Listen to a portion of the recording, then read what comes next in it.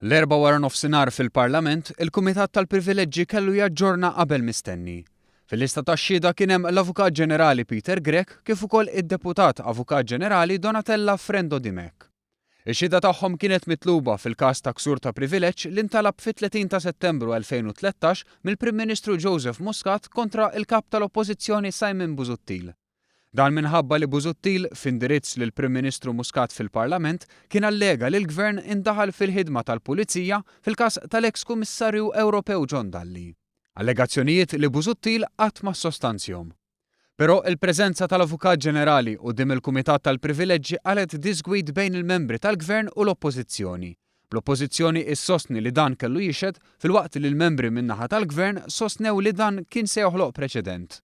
Id-Deputat Prim Ministru Louis Grech sostna li min-naħa tal-Gvern tresqu d-dokumenti kollha li kellhom jitresqu, inkluż il-parir tal-Avukat Ġenerali f'Jannar 2013.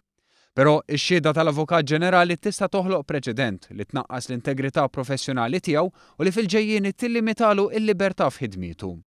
Mistoqsi għal dettalji l-Avukat Ġenerali sostna li kien irċieva ir-rapport tal-Olaf fit-19 ta' Ottubru 2012. Wara li qraħ bagħtu lill-Kummissarju tal-Pulizija għal iktar investigazzjoni flimkien ma' ittra.